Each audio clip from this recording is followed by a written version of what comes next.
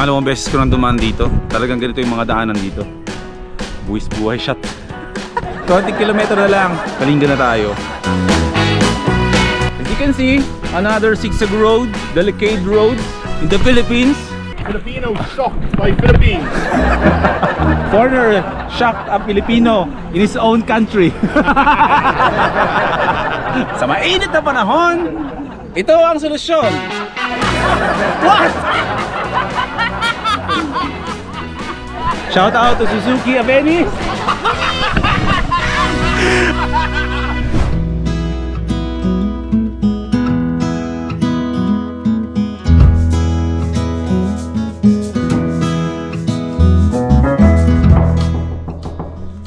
Commander, can I come in? Hala ka. You're the strawberry man again. Strawberry man. Strawberry man. I wanna be a strawberry man. Strawberry man. Did you eat na? Yes. The experience that I wanted to experience. And now I can speak like this to do voiceovers.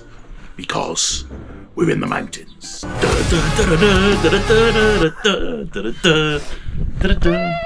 We're going. Have fun. Enjoy Sagada. Yeah, find some, something to eat ba? Oh, And then later. You're gonna enjoy. Eat Itag. Because, itag. You try Itag. You wanna try Itag? Are you sure? No. Take your time. Then later, beer ulit, ha? Oh. I bought this in Baguio. 50 pesos lang, ha? Barato. Malasing tayo dyan? Mura. Mahubog ta? Ambot. Sige, pampatulog lang ba? Oh, pampatulog lang. Oh, I think this is good for pampatulog lang. There's no percentage, so... Smell this. Nice smell. See you later. Today's mode is... Explore Sagada. No. Yes. You already explored Sagada. You're on editing mode. No, for you. You You should explore Sagada. siya? You will develop a love for Sagada. It's impossible not to. If you don't, then... I don't know. Medyo nasira. Oo na. Bye-bye. Bye. Sige, baba muna tayo. Editing mode kami. Naka-chill-chill na kasi kami kagabi. Maghanap tayo ng mga kainan dito sa baba. Welcome to Sagada.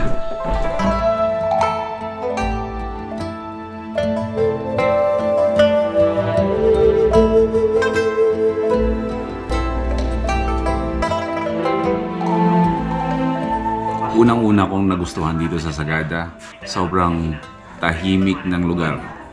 Napakadaming kabayan, pero napakatahimik. May baka mga hagat. Akin ang Sagada. Walang katao-tao. Ayaw na lang lumabas.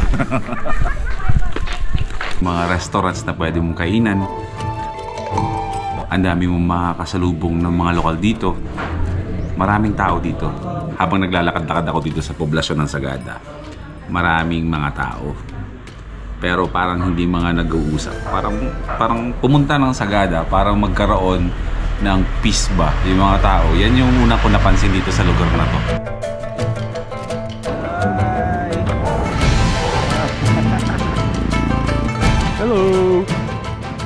Hello! 20% ng tao dito sa Sagada is mga turista. Pero hindi mo sila nahahalata na talagang, alam mo yun yung pag pumunta ka sa ibang lugar na parang giyang na giyang yung mga turista para mag-ikot sa lugar. Kasi dun pa lang sa kwarto, nakakapagpahinga ka na. Pumupunta ang mga turista dito para magpahinga talaga at ma-aim yung tahimik na lugar na gusto nila.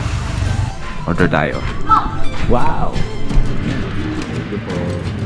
Mura siya para sa 170 ha, para sa ganyan kadami ha. Oh my god, we're eating good today.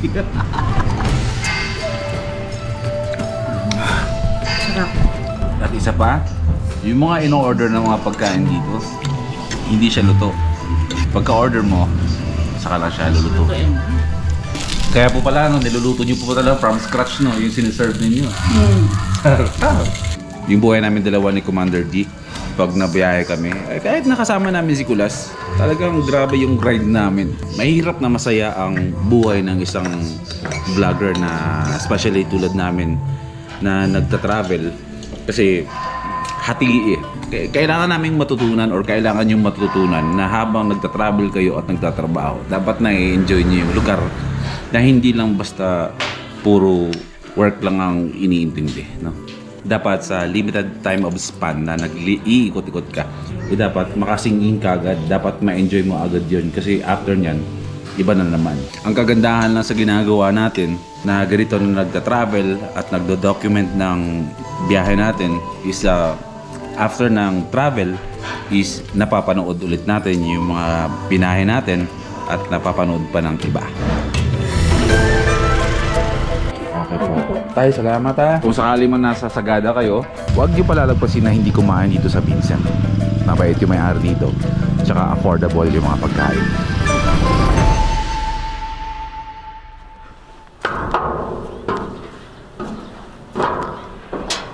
Ay, ay, ay. Nice view. At the top of Sagada. Ay, hindi pala. Yun pala yung top. Pansin nyo yung kulay? Ang ganda ng kulay dito, no? Kapag nasa malalamig kayong lugar, para ka nasa ibang bansa. Diyan sa bundok na yan, kami ni Commander D uminom ng craft beer. Grabe, napakasarap ng craft beer. Alam mo yun, hindi ka titigil hanggat meron kang pambili ng craft beer. Medyo mahal siya eh. Pero thanks Commander, treat niya yun. Basta mahal, pero worth the... Hindi worth pala, nilibre pala niya ako. Thank you Commander D. Parang ito yung lugar na para sa akin, pero napaka-imposible niyan. Kasi motovlogger tayo eh. Nakatira tayo sa syudad. Pero konting effort lang naman, eh talagang madali lang puntahan itong lugar. Kaya natin motorin yan. Basic.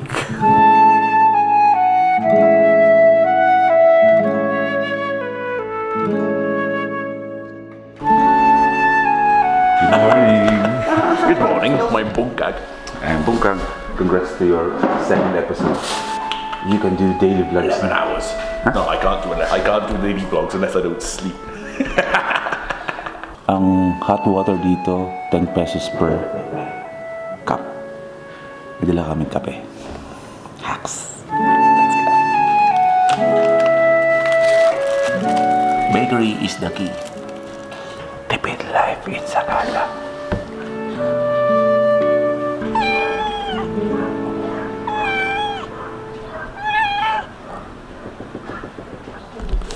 Good morning.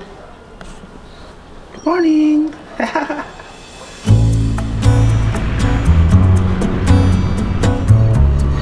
9 AM ay lilisanin na natin pa sa Mandala ang Sagada. Oh, sarado?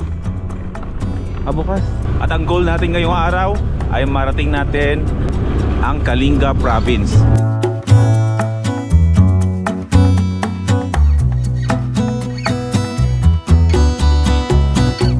Any clue kung ano yan? Walis tambo. Yan. Yan yung mga materials. Actually, yan lang naman talaga material para sa paggawa ng walis tambo. Pinatutuyo. Mag-indilaw. Thank you in advance for the drone shots. Nice view, no? Ay, ay, ay. Sarap ng ganito, no? Hihinto ka kung kailan mo gusto. Hindi naman motovlog ang ginagawa natin. Ito yung biyaheng pag-immerse ba sa mga lugar na dinadaanan natin. Nakakapagod umalis. Nakakapagod yung ganitong klaseng biyahe. Nakakapagod bumiyahe. Pero yung pahinga, biyahe pa rin. Ganun. Diba? Dahil nga paalis na tayo ng Sagada, ano yung pinaka nagustuhan mo sa Sagada? Nagustuhan ko dito is sobrang lamig din. Tapos, hindi siya maingay. Yes, pati malinis siyang lugar. At wala ka nakikitang basurahan sa labas. Yes! Marami tayong kinakainan, pero ano yung pinaka best na food na Siyempre nakakain? kay Kuya Vincent, yung kinainan natin kahapon. Sulit na. Siya lang yung karinderya na nakainan natin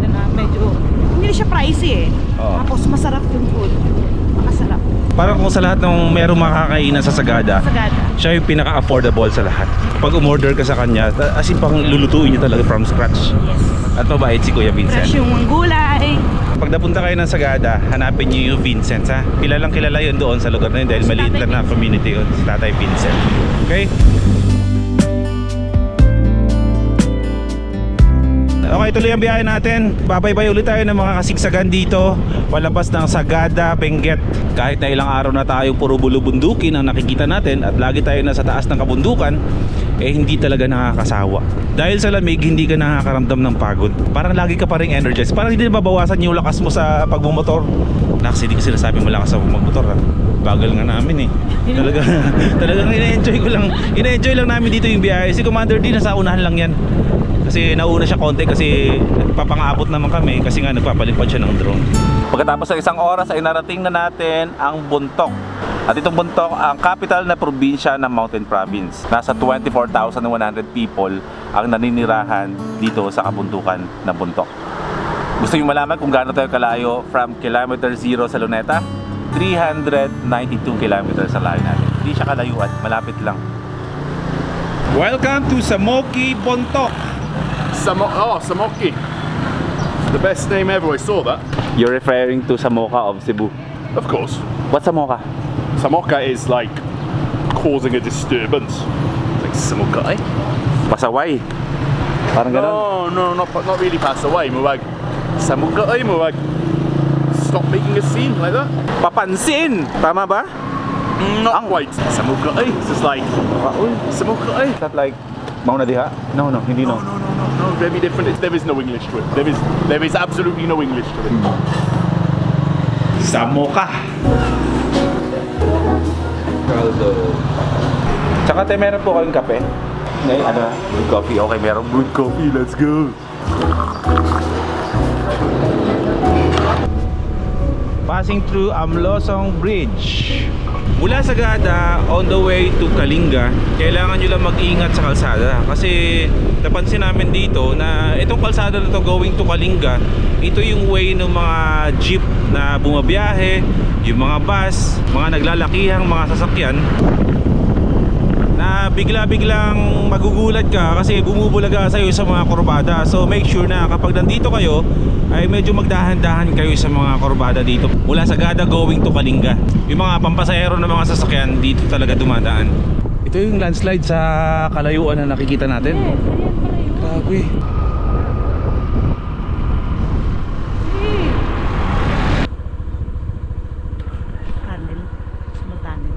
Tunnel na hindi natin pwedeng pasukin. Hindi parang pwedeng ano eh. Ay hindi, nasa kabilang way to. Sa lahat ng mga nakakaalam kung anong tawag dito sa tunnel na to, going to Kalinga, comment kayo ha. Okay. Wait. Pwede natin pasukin. Ayan.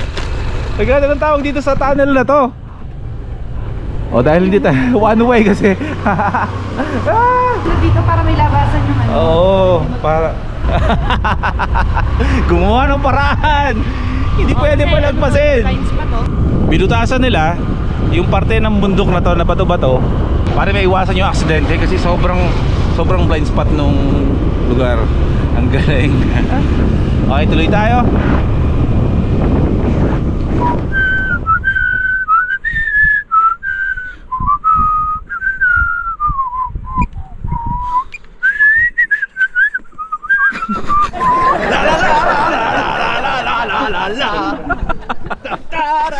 Pangalawang beses ko nang dumaan dito. Talagang ganito yung mga daanan dito. Buwis buhay shot. Konting kilometro na lang, Kalinga na tayo. Maaga pa, huwag tayo magmadali.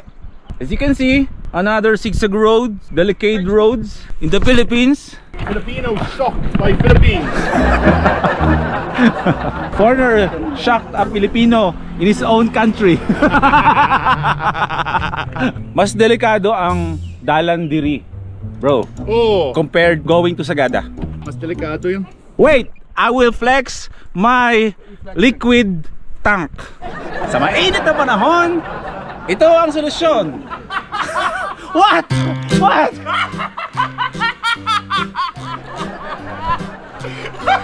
What's the problem? I'm promoting my brand. Sa mainit na panahon, ito ang solusyon. Thirst Liquid ano to? Water Tumbler. Paki-alamero. Yun, solusyon. Mainit ang panahon, hindi mo hangin. Pag mainit ang panahon, drone ang solusyon. Ang problema, walang drone. Kailangan ito. Ito, thirst. How would play Tagalog? Okay pa rin. Hirap i-promote tuloy. Especially when you have samokas behind you. What I'm doing, this is samok. Yes. This is samok. So, I can call you Samoka. Yeah, you can call me what you want. Motovlogger! Thirst Tumbler. Ito yung ginagamit namin na baunan ng tubig dito sa kabundukan ng Mountain Province. Kabundukan ng Mountain... Tigilan mo ako! Province. I sponsored influencer, content warning, sponsored. How much did they pay you? I sponsored. Kapag mainit ang panahon, Mainit ang panahon! Thirst Plus ang solusyon. Mainit ang panahon! Ito yung solution! Samoka! Do radio adverts, it'd be fun. Let's do a Daot radio advert. See about Di mo Daot? alam. I'm a former DJ. Hala! Yes, in Kalibo, Aklan. And my name is Bob Hartman. And you're listening to 90.7 Wild FM. Now, Di joke yung totoo yun. Hello. Kaso nagsara na pala yung FM station sa Kalibo. Inom ka lang ng tubig. Oh! Inom ng I can do a tubig! funny face as well! Sa mainit na panahon, Thirst Flask ang solusyon. Drinking water in the kabundukan of Mountain Province. Kung init ang panahon, go to the mountains. Hindi na kaya available to sa shop namin. Tipid! Sponsor, tipid mo. Shout out to Suzuki Avenis.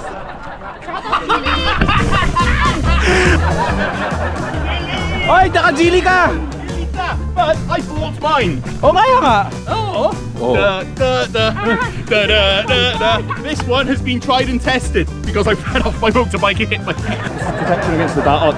Influencer. Motovlogger. 1, 2. Where's the third? The bottle. Influencer. Mahulog ka na naman ha. Oh. Tapos mo, help! Help! Help! Ay, malinis siya, no?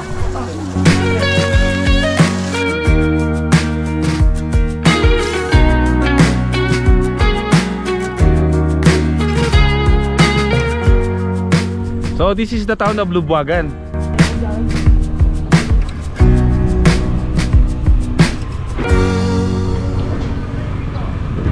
Yung mga karamihan ng mga bahay dito sa mismong poblasyon ng Lubuagan, more on gawa sa mga tabla.